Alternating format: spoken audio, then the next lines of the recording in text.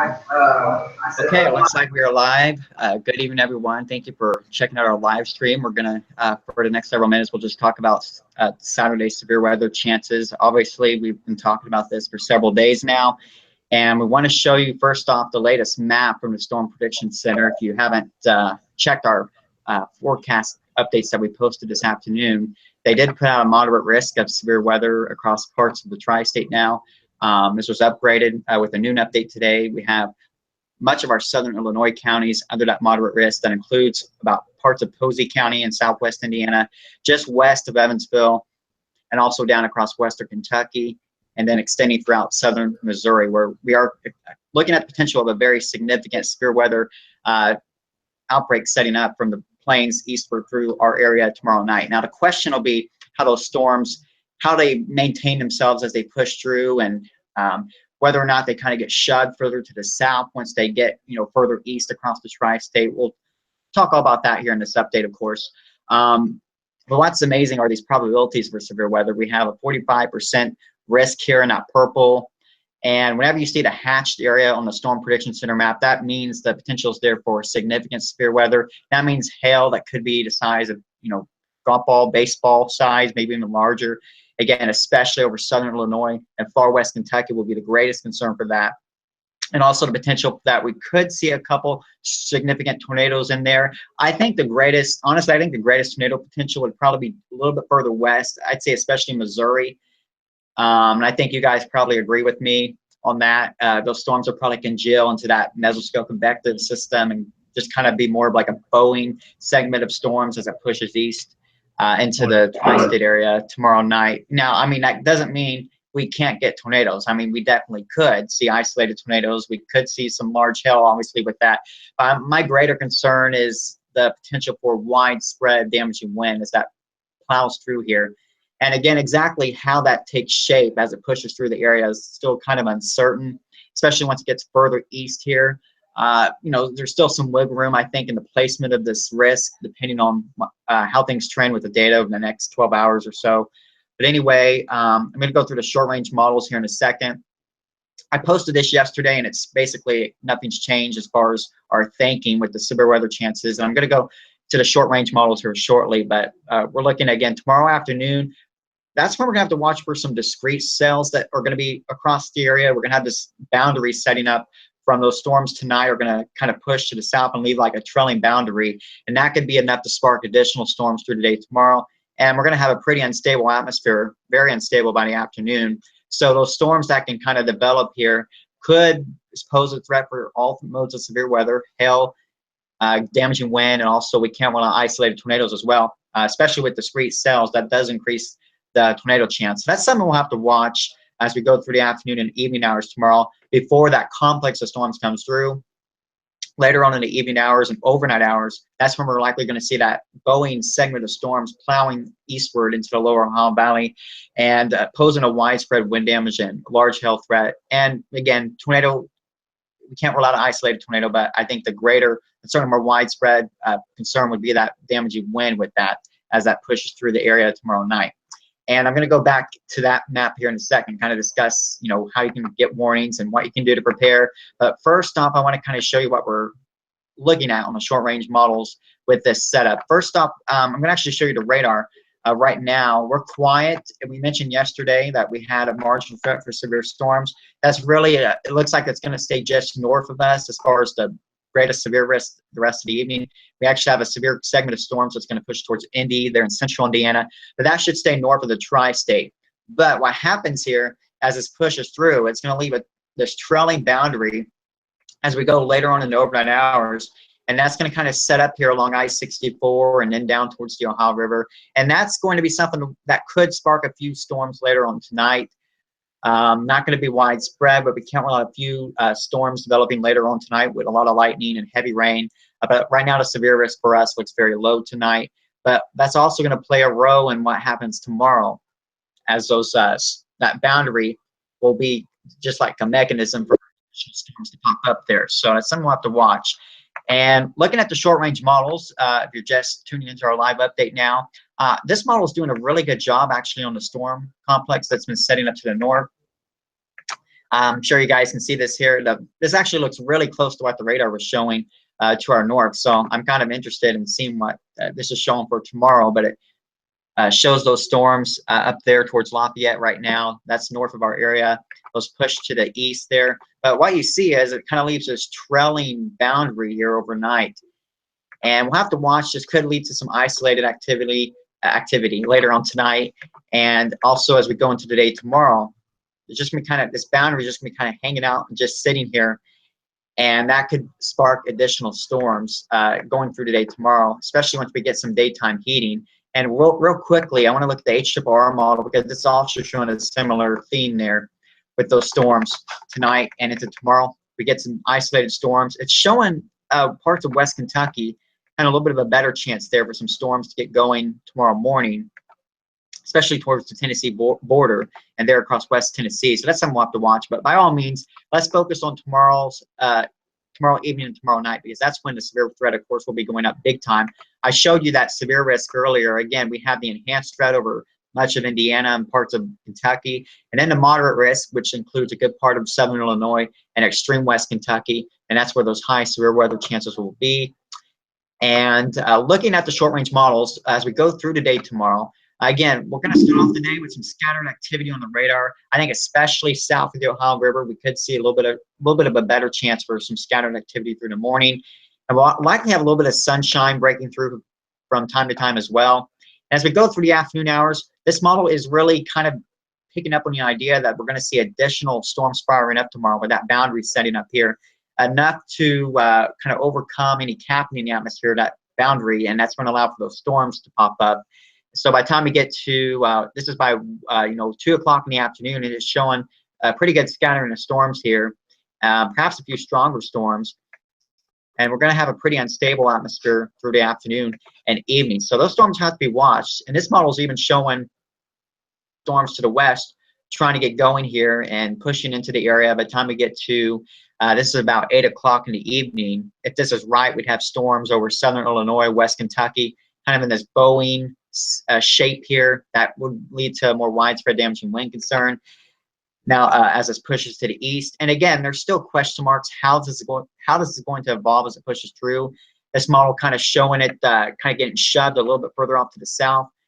And you can see another more significant bowing of storms here over Missouri and Illinois. This complex of storms that pushes to the east. This will be as we get closer to midnight. And those will have to be watching very closely. And as we go through the nighttime hours, here's midnight, and then once we get past midnight, this model really aims the storms there over parts of West Kentucky and West Tennessee. Now, again, models are just models. It doesn't mean it's going to pan out exactly like that, but it's something we'll have to watch closely.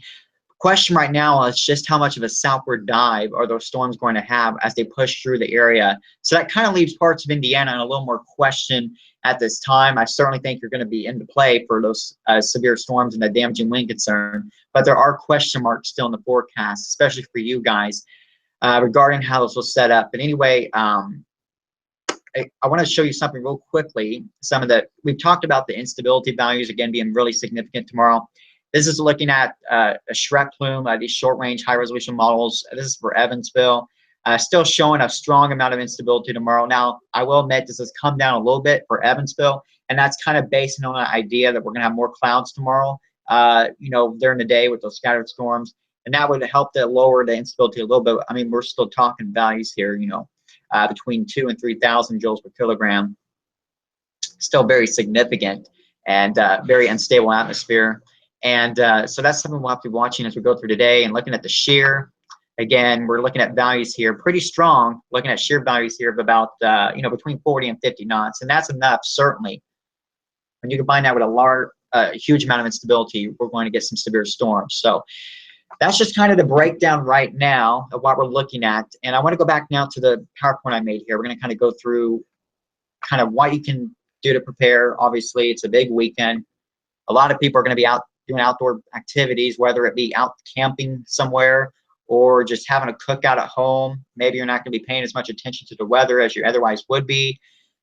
So obviously this means you need to be weather aware through the weekend and obviously have a way to receive warnings. We always recommend, of course, the NOAA weather radio. Make sure you program it for the specific county you're in. perhaps you're out, camping somewhere where maybe you don't have your weather radio program for that area. Just make sure you do have a program. And also, cell phones are a great tool. You get alerts through your cell phone. You're automatically, if you have an iPhone or more, these smartphones, you're going to get wireless emergency alerts. And those will send a tornado and flash flood warning alerts to your phone. Now, those won't send the severe thunderstorm warning alerts. And obviously, I think we're going to see a lot of severe thunderstorm warnings tomorrow night, because we're likely going to see a lot of wind with those storms as they push eastward. A lot of wind damage concern, and that's going to lead to a lot of severe thunderstorm warnings. And I think sometimes people get confused with watches versus warnings. Just keep this in mind as we go through today, tomorrow.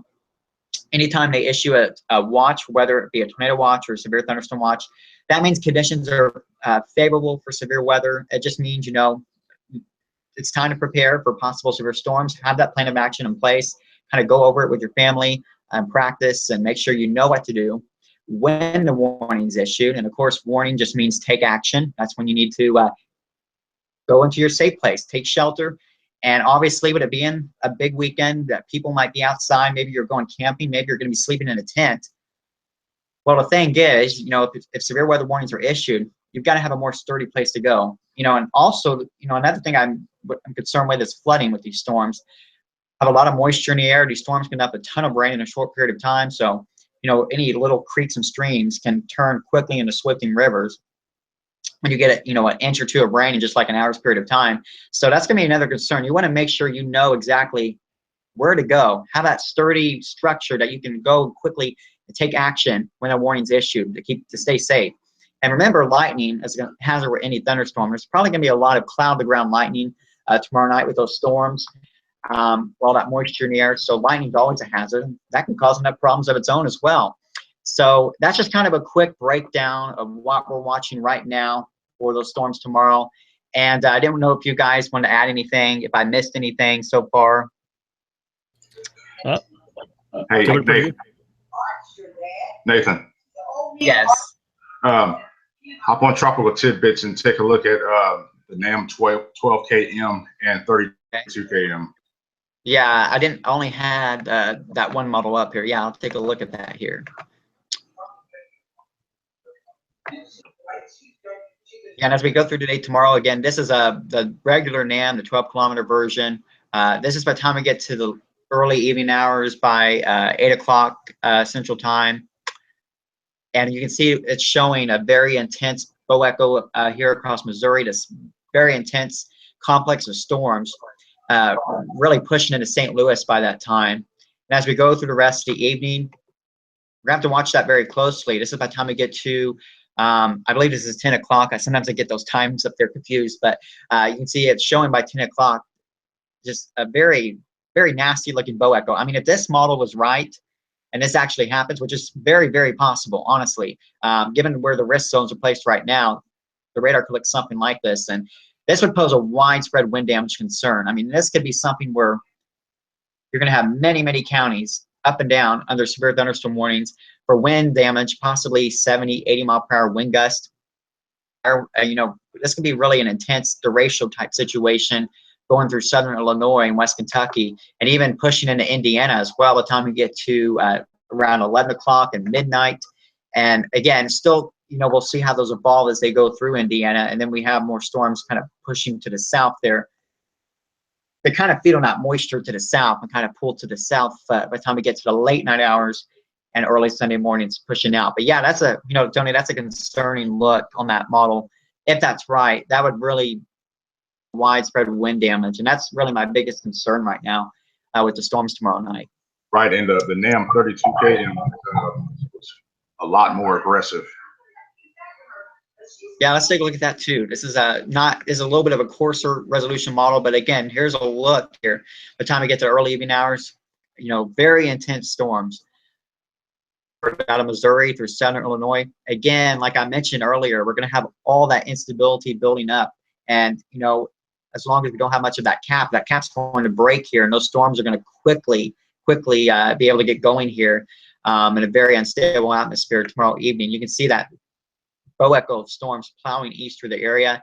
Obviously, this model has a very concerning look. This would really it really raises eyebrows to be a very significant, possibly event setting up here with widespread severe weather.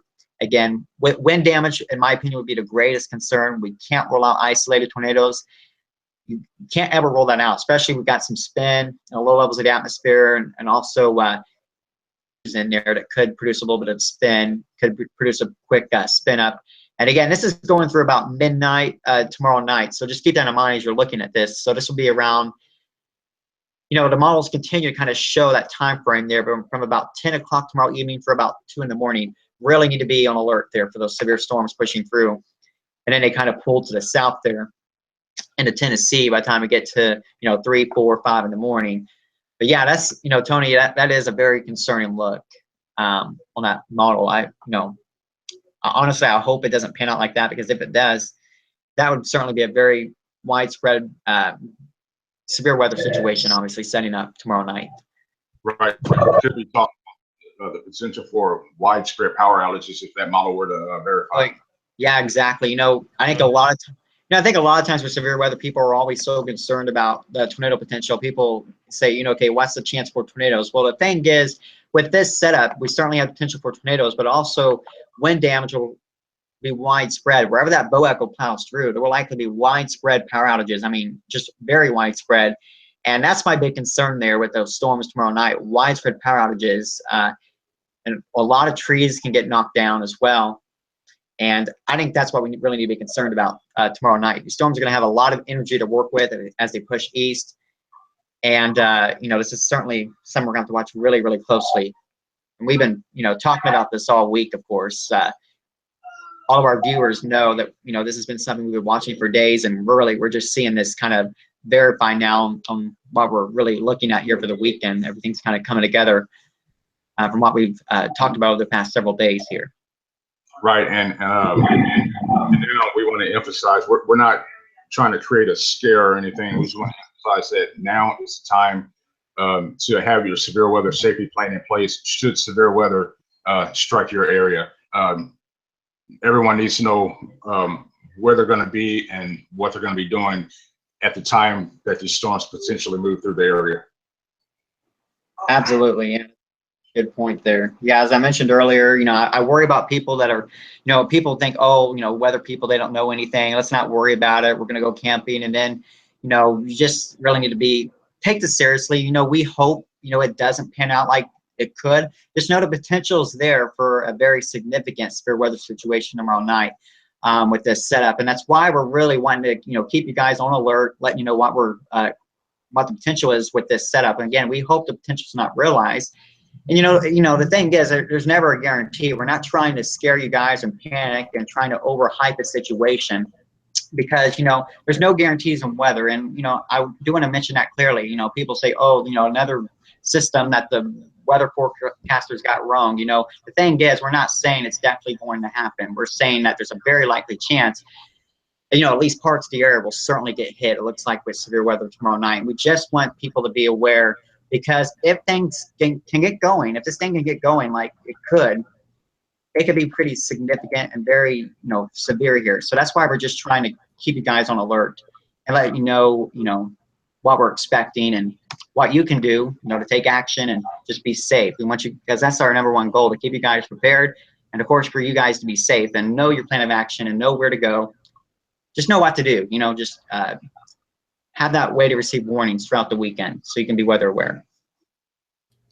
Yeah, pretty much. I would say if you have any camping, like anything camping wise, that you're going to be on the outdoors Saturday or into Saturday night, of course, as well. I would pretty much just hold off till Sunday and Monday. That way you're a lot safer, because at this point, I mean, if you're anywhere in that 30 to 45% risk area, I mean, you have a really strong potential of being in a pretty significant thunderstorm, and you don't want to be out in a tent in the something like that. Yeah, I'm a storm chaser, so I've been in cars in very similar situations and stuff, and it's rough enough in a car. So I cannot imagine being out in a tent or something like that where you're So exactly. Don't try it. Yeah, that's just one part of the puzzle here. The potential for all this, the widespread severe weather. We don't often see 45% probabilities on the day 2 outlook. That's really significant. then you throw in that black hatched area. You know, we got so much energy. Especially in the evening hours. Yes. Yeah. And you know, you're talking about campers, you know, people are gonna be out camping. And yes, I would agree. Definitely recommend holding that off till sometime Sunday. And of course, Memorial Day, which does look really nice Memorial Day. So that'll be a nice way to end the weekend after all this messy weather tomorrow night. But again, another concern is also the flooding potential. You know, these storms will be able to drop, you know, obviously we're talking about the widespread severe weather potential, but also these storms can dump a lot of rain. And areas where you're camping are, you know, usually are areas that tend to flood, especially if you got, you know, flash flooding going on with creeks and streams. Those can rise extremely rapidly. And obviously you can set up a tent somewhere where you, maybe you don't think it could flood, but you'd be surprised just how quickly that water can rise. And you don't want to be a flood victim, obviously. Flooding is the #1 weather killer, I think, or compared to other than lightning, I should say. Lightning and flooding obviously are two major severe weather, deadly severe weather components there, I should say. What any thunderstorms can produce lightning, obviously, or do produce lightning, I should say. And I think there'll be a lot of cloud to ground lightning with these storms. So, you know, people just need to really be on alert. And with all the, of course, we've had, you know, the ground's really saturated still in a lot of areas because, I mean, we've had trailing storms, of course, throughout southern Indiana, southern Illinois. Just had some more rain early this week. So there's some areas that are actually still, you know, still trying to drain out from all these last few systems we've had. So very easily, Exactly. you know, especially the rivers. I know the river's going to be pretty tough. If you're anywhere around a river, you know, it's going to be, I know the next few weeks, this is going to be pretty hard on them, I'm sure, for certain areas. But yeah, any creek or anything like that, like you were saying, yeah, you definitely want to watch out because it's already, like I said, there's still already a lot of draining still going on from these past systems we've had. Yes, for sure. Yeah. And, you know, with the ground being wet, they can also increase the chance for trees getting uprooted. You know, a couple weeks ago, there was actually a tree uprooted close to where I am just because, you know, it's just a breezy day outside, but because the ground was so wet, you know, it doesn't take much. And, you know, with the ground being wet, you throw in a major wind damage potential, 60, 70 plus mile per hour wind gusts potentially plowing through some of these areas. Obviously, you're going to get trees uprooted. I mean, there's really no question when you get winds like that, if that does verify, like it, you know, likely will, there's probably gonna be a lot of tree damage. And, you know, being out camping, you don't want to get, obviously you need to be in that sturdy structure like I mentioned if you are going to be going. But again, we highly recommend holding that off till Sunday and Monday when the weather will start to improve. Sunday night we'll really see the stuff clearing out. We should be paving the way for a nice day on Monday. Also, I want to mention that tomorrow is one of those days because of this setup that more sunshine will not be our friend. Exactly. Yeah. People think, oh, those weather people, you know, they said it's going to be stormy. Look outside. It's nice and sunny. Well, the thing is that sunshine's only fuel for the fire. That's just like adding gasoline to a fire, you know, it's just only going to make the situation even more potentially volatile. So that's not necessarily a good thing if we do see some sunshine tomorrow. Obviously, we can hold on to a lot of cloud cover. You know, even if we do hold on to a lot of cloud cover, that doesn't mean that we're not going to have severe weather because we are. The thing is, you know, if we can hold on to more clouds, that would hold that instability down just a little bit. But yeah, good point there. You know, sunshine will not be our friend tomorrow, that's for sure. So again, if you guys are just tuning in, this is the Storm Prediction Center map that was updated this afternoon, and they did upgrade a pretty good chunk of the area. Well, we've all been upgraded, I should say, from, you know, the earlier maps. The entire area is either under an enhanced or moderate risk. You look at the scale here, that's on the scale from 1 to 5, that's a 3 and 4. And for day 2, that's pretty significant. And you can see the enhanced risk, which covers a good part of Indiana, West Kentucky here, from Owensboro, Madisonville, and Evansville. Now you go just to the west, parts of Posey County, and then a good part of southern Illinois, then down across West Kentucky through the Paducah area. If you're heading out towards southeast Missouri, like Poplar Bluff, those are areas that I'm really concerned about as we go into tomorrow evening and tomorrow night.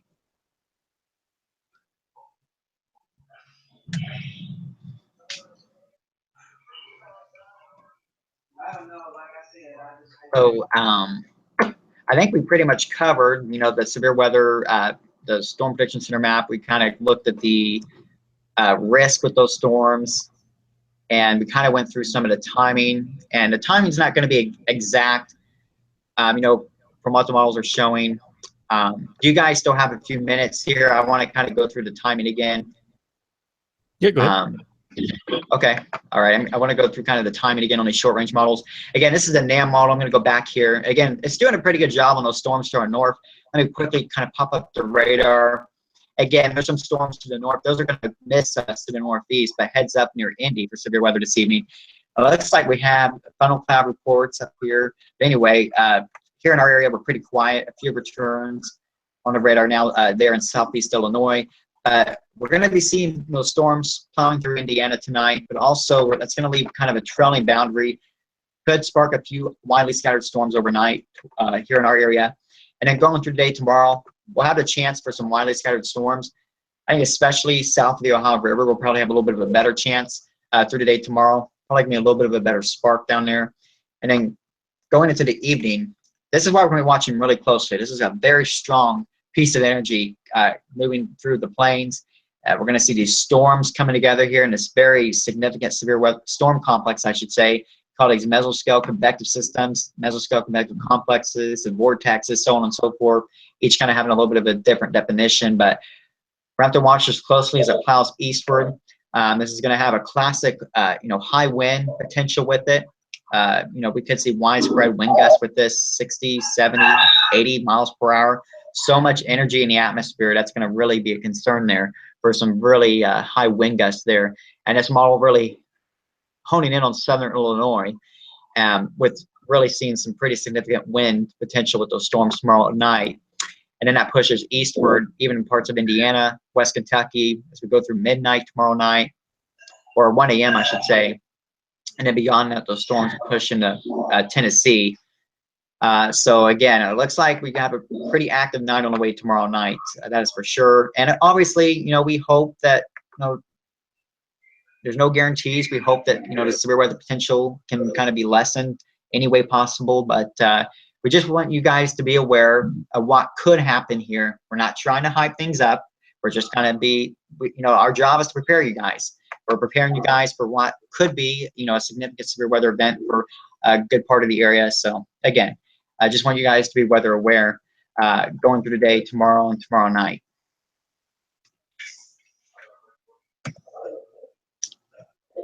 And we kind of went through the ways to receive warnings through your cell phone. Obviously, weather radios, the preferred method to receive those warnings. And again, people sometimes get these watches and warnings.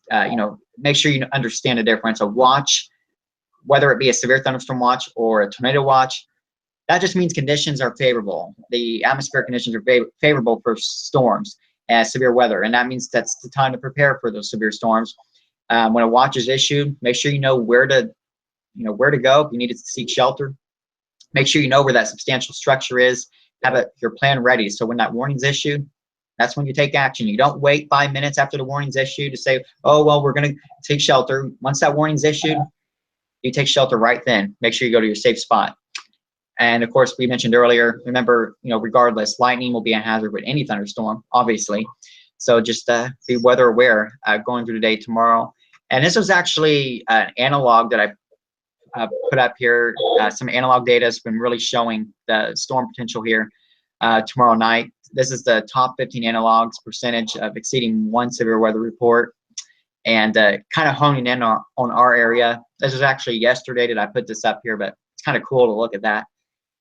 There was an event in early May of 2009 that really kind of showed on the analogs, and that was, the setup's very similar to that, where we had a widespread complex of storms pushed eastward from the plains through the Ozarks, and then it pushed through the tri-state area, and that does, looks a lot very similar to the setup that we're going to be facing tomorrow night. So I thought that was pretty interesting. But anyway, I think we can just about wrap this up now. Do you guys have any more comments? Anything else you want to mention here?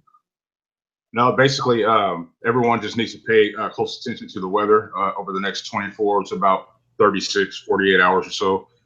And just keep it right here with our Metro Weather Watch, and we'll have periodic updates, and we'll keep you well informed. Yes, yeah, we will keep you updated. We've been watching this all week, and I'm sure at some point tomorrow evening this will merit us needing to go live stream coverage, and obviously we'll be doing that to keep you guys updated tomorrow night as these storms do push into the Tri-State area. So we will be watching that, excuse me, really closely, of course, for you.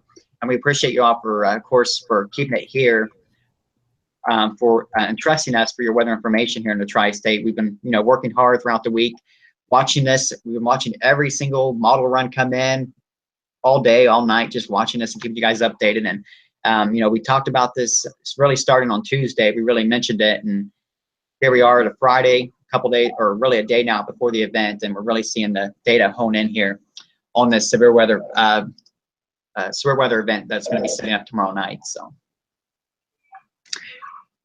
anyway, I think we can wrap this up now, and we appreciate you guys for tuning in, of course. And again, just stay weather aware throughout the weekend here, and we will keep you updated. Of course, placement and risk areas on the Storm Prediction Center maps could still adjust a little bit. New data will be coming in, of course, and this will kind of be a nowcasting situation. We'll see how that boundary sets up to our north. That kind of pushes into the area tonight. That could have some impact on what happens tomorrow. So, could have a little bit of a domino effect on what happens tomorrow night. So just stay tuned with us here. And of course, we will keep you updated. And I think that'll do it now. And if you guys are just tuning in, don't worry, you can actually go back and watch this entire live stream that we broadcasted here. And I think I'll go ahead and end the broadcast here if you guys are finished. You didn't want to leave any more comments or anything. No, just have a great evening, everyone. Yes, all right. Thank you all for tuning in. Just stay weather aware and have a great rest of your evening, everyone.